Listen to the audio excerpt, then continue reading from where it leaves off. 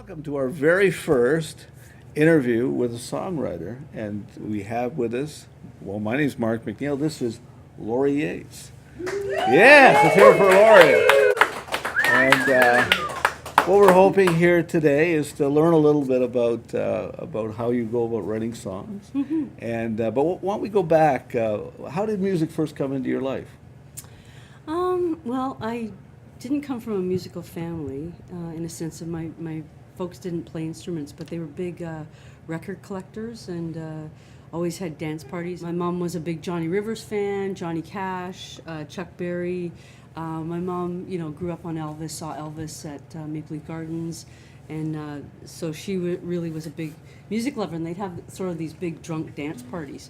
And I just always sang along. I always loved music, could always kind of sing along to the melodies. A friend of mine taught me 2 chords, G and E minor, and he said, write a song, and right away. He said, you don't need to know any more than that. You have 2 chords now, and go ahead.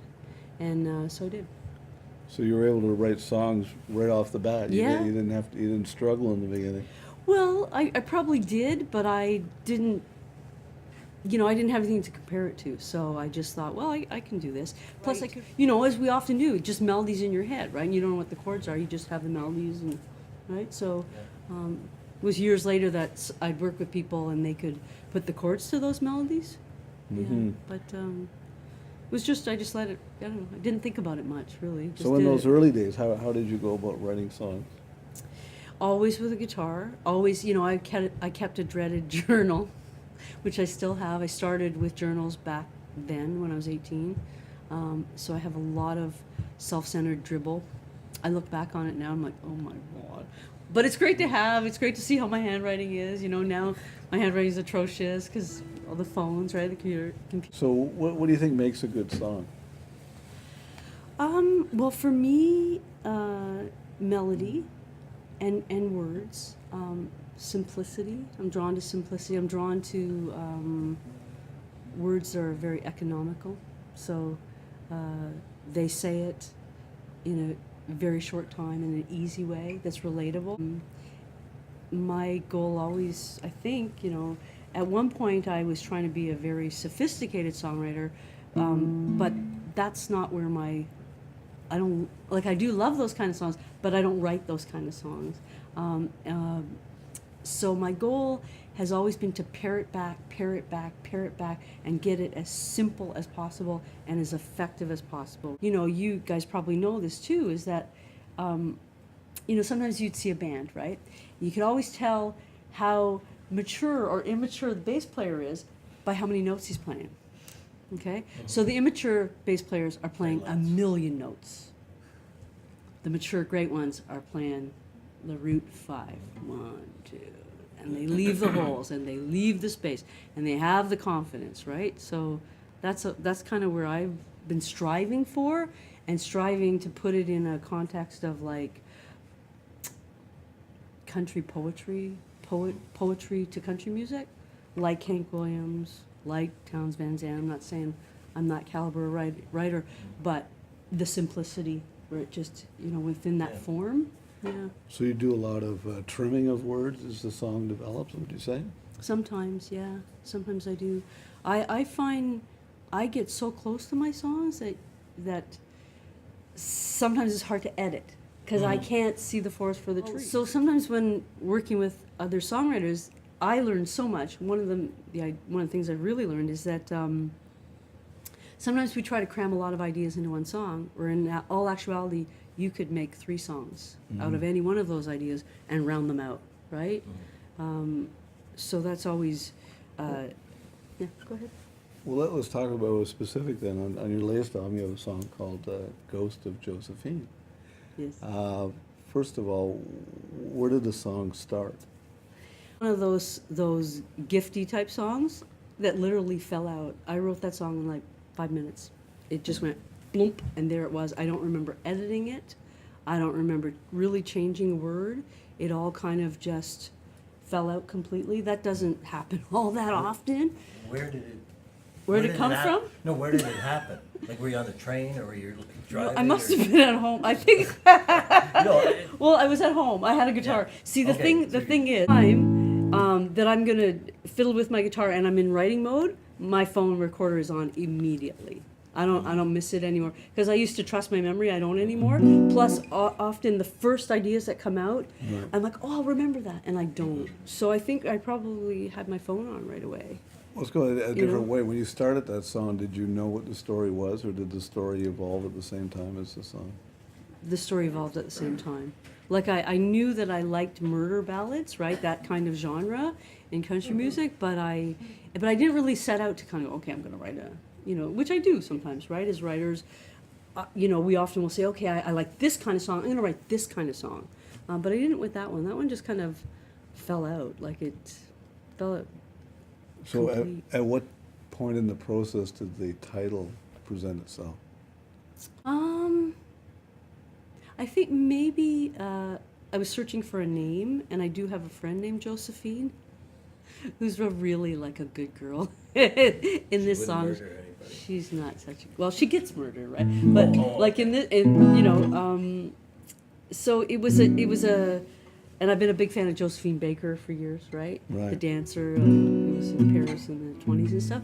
So I just always loved that name, and I think it just plopped out the way it came. But they aren't always like that, as as we all know, as writers. Like, I have songs that sometimes they don't want to be finished.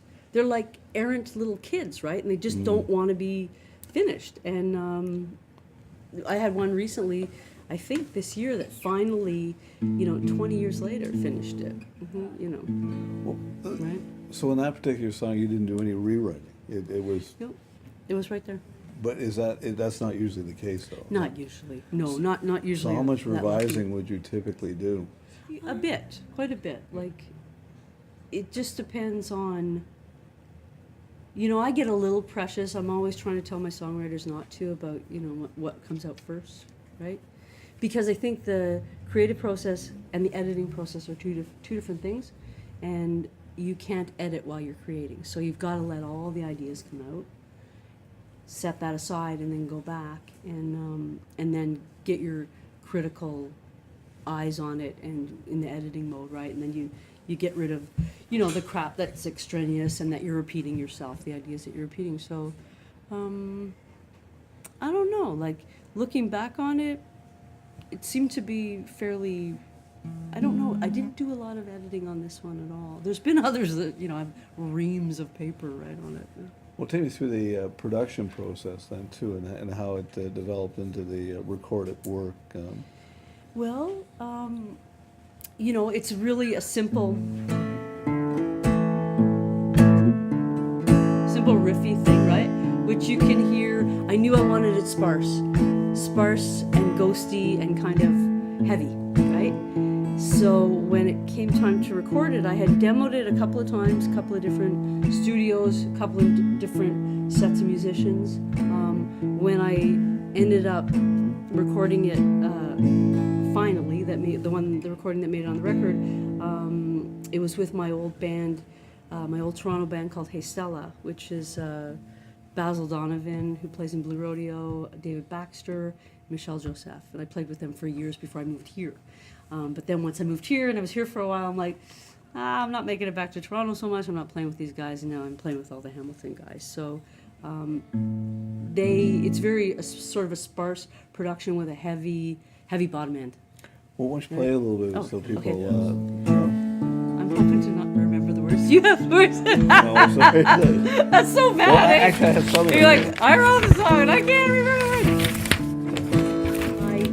I used to be fascinated by songs that I would hear, like John Prine, right?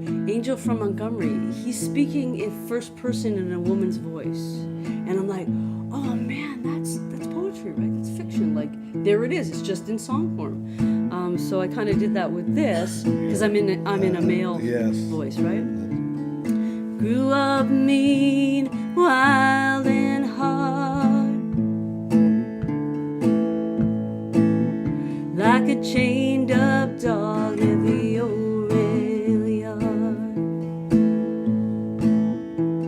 Spit on the ground, blood on the tracks, waving goodbye, Ma, I won't be That's the first verse. Do you want me to keep going? It looked like you were going to ask me a question. No, no, no. Okay. We'll do the Chorus, You do the Yes. chorus. Do the chorus. Okay. She was the prettiest girl I'd ever seen. Now I curse the ghost of Josephine. I met her standing in a parking lot. I lay down beside her on a dirty cot. My hands were rough, her skin was smooth. She rolled me until I couldn't move. She was the prettiest girl I'd ever seen. Weary white trash beauty queen. Now I look for her in every city I've run to, and I curse the ghost of Josephine. And then the last verse. She took it well, she didn't cry. I held her down, I don't know why. I laid her head against my chest and heard her take her final breath. She was the prettiest girl I'd ever seen. Weary white trash beauty queen. And now I look for her every city I run to, and I curse the ghost of Josephine. Yeah, I curse the ghost of Josephine. Yeah, I curse the ghost of Josephine. Lovely. No, thank you. Lovely. Yeah. And then there's great music in those words, "Ghost of Josephine." Sure. And Who doesn't like a ghost, right? Well, sometimes you get a title that has some music that seems to go with it. It can really drive the whole song. It's I true. think. It's true. Yeah. Now, you've had some experience with co-writing, especially in Nashville, I guess, when you were down there. Yeah. And how did that go, and how do you go about doing it? Well, it was interesting. Some of it was great. Some of it was plain weird. When I had gone to Nashville, it was quite a while ago now, probably 25 years ago. Went down there on a Sony Music ticket. They're like, "Come on down, girl." They set up a bunch of writing appointments for me. So the way it would work is literally at 9 o'clock in the morning, you'd pack up your little bag of books, your notebooks and your pens, and off you'd go to your first. Lunchbox. Yeah, it was very corporate, right? Which Yeah. I wasn't used to. I was used to hanging out with friends and writing and, kind of hanging out on the scene, but it was very businesslike. And you'd sit down, shake hands, "Hi, nice to meet you," and okay, open your book, and bang, in you'd go with all your ideas and your vulnerability, and you'd have to lay it out really fast. There'd be no kind of, I don't want to show you. The thing was, I went down there with a whole whack of songs I had written here, and I thought, I'm a pretty good writer. Well, I thought I knew what I was doing, but Nashville likes to think of itself as the mecca of songwriting. So as soon as I got down there, like, nope, we're gonna have you write a whole bunch of new songs with some famous writers, which was a bit, I don't know what the word is. A bit demoralizing, yeah, a little bit like, holy crap, this is, so, yeah. Sorry, you finish what you Well, were saying. so it was a bit corporate with some of them. I can't say that we wrote the most soulful songs that were personal, and I was looking to write songs for my record, right? I did end up, like the first writing appointment I had was this guy named Carl Jackson, right? I didn't really know him. I had this great thing that I didn't really know who a lot of these people were, and he was the acoustic player in Emmylou Harris's Angel Band, right? Great gospel singer. To me, he was just like a dude across the table. But we wrote a song together that I thought was pretty hokey called "End of the Highway, Lonesome Highway to the End of the Rainbow." See, and I was coming from like cool Queen Street, right? 80s cowpunk. So I was like, oh man. But the thing is that's been covered by Tony Rice and the Rice Brothers, big bluegrass, and another, I think an all-girl band. Can't remember their name. But my favorite writing experience down there was Guy Clark. And I knew who he was a little bit. I know who he is now a lot more. And if I would have gone down now, I would have been paralyzed. But then I was like, I wasn't that as intimidated as I might have been now. And he was totally the coolest. Like, I threw out this idea of time after time. We start working on it. I'm like, Cyndi Lauper's got this big song called that. He said, I don't give a shit about Cyndi Lauper. Right? We'll do ours will be better. Yeah. What advice would you have for people who are contemplating co-writing, in terms of how to go about doing it, or finding the right person even? Finding the right person. I've been lucky to have written with some great partners, right? My first guy was a guy named Ed Horniak, he was an acoustic player who could play like the wind, great writer. I took him on tour a couple of times, and he absolutely fell to pieces. He was not a live performer at all. Just because you can play guitar great in the living room doesn't mean you can live, and doesn't mean you have to. He was great writer. Again, David Baxter, and I've written with tons and tons of people. But more, what I found was I went through a period where, because I was had a publishing deal, wrote with a lot of people, but I was writing a lot of really generic songs, and I'm interested in making art. I like starving. What can I say? But I do. Yeah, I do. The better the songs are, the more you'll bound to starve. This is my theory. Yeah. So I guess I always had a hard time writing for other people. Couldn't get myself out of it. I always wanted to be the artist. I don't know. Maybe I could do it now, write for other people. But I've had other people cover my songs. I think that's a real honor to have that happen. But Now you're helping other people write songs with Creative Genius. Yeah. Creative Genius songwriting workshops. Yeah. And you've done it. You've had how many workshops so far? I've had 12. I think the 12 was last summer was my last one, and last summer. Took a break, made a record, did a bunch of gigs, got a bunch of stuff going with that.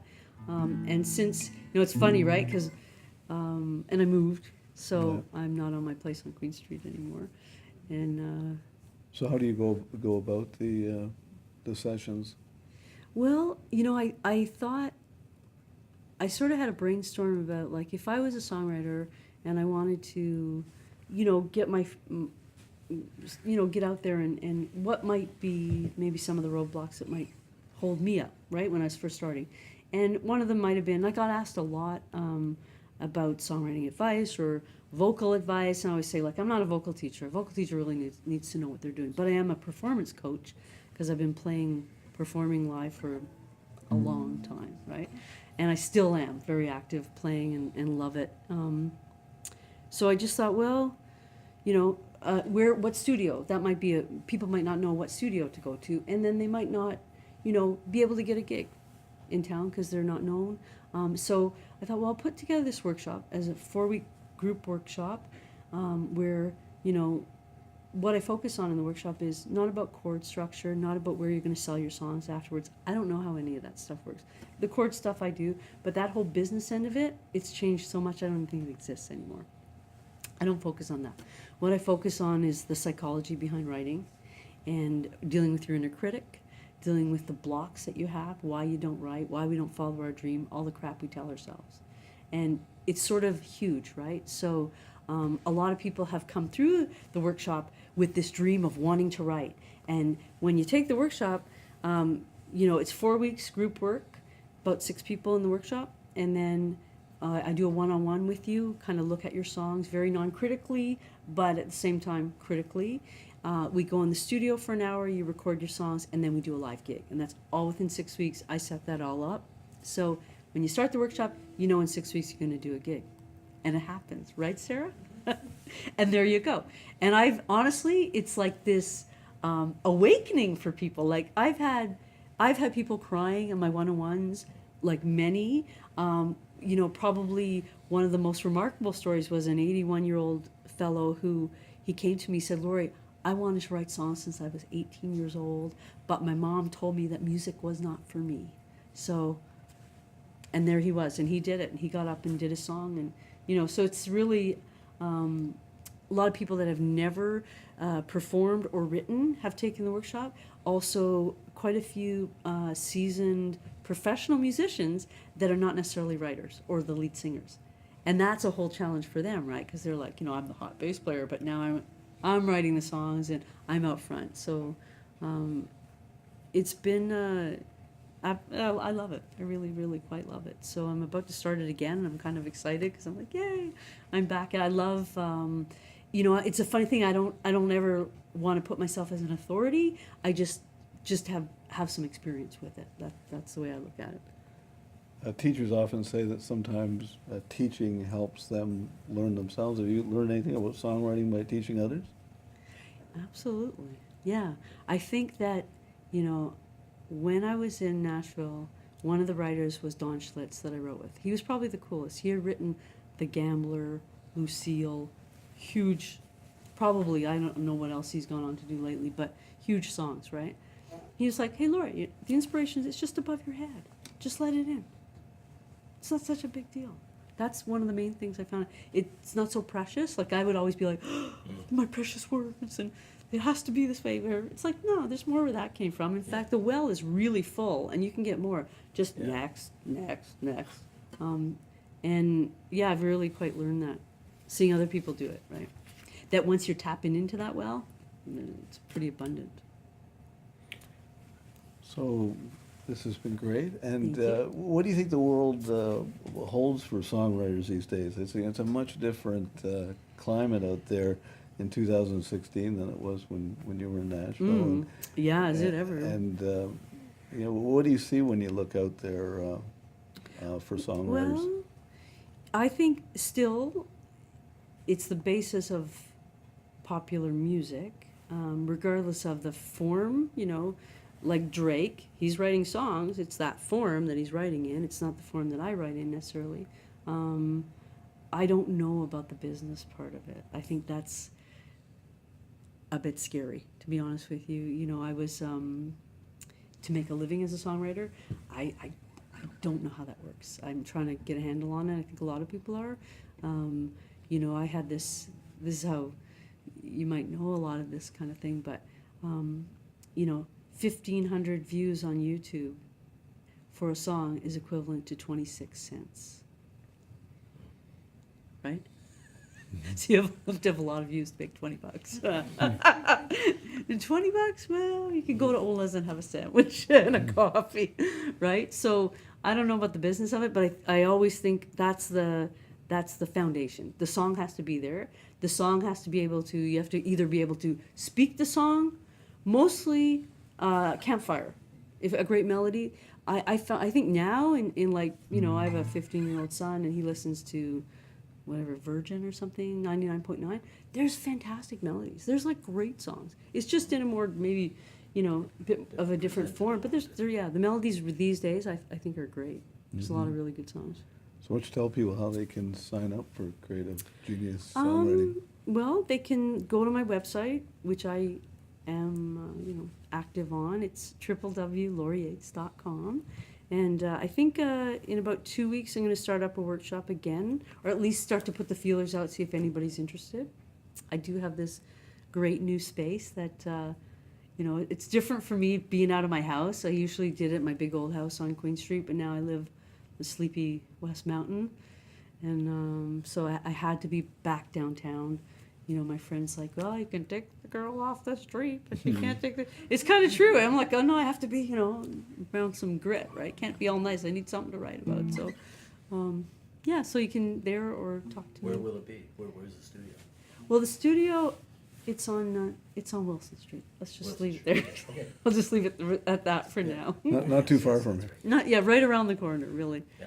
And yeah, and usually with the workshop too, I move around studios just to kind of share the business with everybody, and clubs as well. So when we first started, was where we did the live performance, and then we went to Homegrown Hamilton and Cat and Fiddle, and deciding where it's going to come. May come back here. We'll have to see. Yeah. So any questions from the audience? Thanks. Collaborating. I have a lot of trouble collaborating. Is that normal? For some people it is. You know? Or how did you get over that? If you did. You know, I was the reverse. I could always collaborate. I had a hard time finding my own voice, right? So in my collaborations, I was always trying to make other writers write a certain kind of song, which was The Ghost of Josephine, that type of song, you know, a little seedy, and something like there's a little bit of that street element to it. I'd always be getting these like wholesome Nashville dudes to try and write those with me. They'd be like, I don't want to write about junkie girls or something, but I wanted to. So how you get over collaboration, I think it's just like anything, right? It's like friends, who you click with, who you feel good around, who you're like-minded with, and you just have to try it. If you know, there's been people that I thought, oh man, we'll be able to write a great song, and it was a turd, right? Trial and error. I think if you like somebody's writing, that helps, right? Well, I guess I'm more asking about compromising your art when it comes time. That you have to do. That you have to do. You know, I have written with people where I thought they're playing games with me because I'm saying, oh well, you know, it's a white door, and they're like, no, it's a black door. I'm like, that stuff. It just depends on. You have to be flexible, definitely flexible. And if you can't be, then write on your own. There's no law that says you have to collaborate. It doesn't make you a better writer to be able to. I think in some ways, you know, a lot of artists can't. They don't. They can't. They have their own voice. That's the way they have to do it, and that's the way they do it, and that's A-okay. You know? You don't even have to be in the same room. You could take a lyric and work on it at Absolutely. home too. Yeah. Have you tried, you know, different ways of going about doing it? Collaborating? Not for a long time. I haven't collaborated in quite a while. Well, that's not true, but not a lot, because I did it a lot, and then I just got really sick of it because I was just writing super generic songs that weren't good enough to be sold back when you could do that. So I had to really find my heart as an artist about what I wanted to write about. But yeah, you could do that. Mm-hmm. Very good. And what did we hear, Lori? Maybe we should tell us about this Yeah. CD. That So here's did you bring some extra copies? I did. Excellent. It's a My great CD. Sweetheart of the Valley. Can you see that on the camera there you showed? There we go. Yeah. Yeah, I put this out in October. I have a very busy winter with it. You know, thanks to the new social media and internet and stuff, I got tons of airplay all over the world. It was very wild, actually. It charted on the UK Americana chart went to number 6, and in the U.S. the Americana chart went to number 8, and it was kind of like wild with that happening. Did a bunch of interviews, got a couple of different offers of gigs in the UK. I'm still trying to figure out how to kind of get there and do that, right?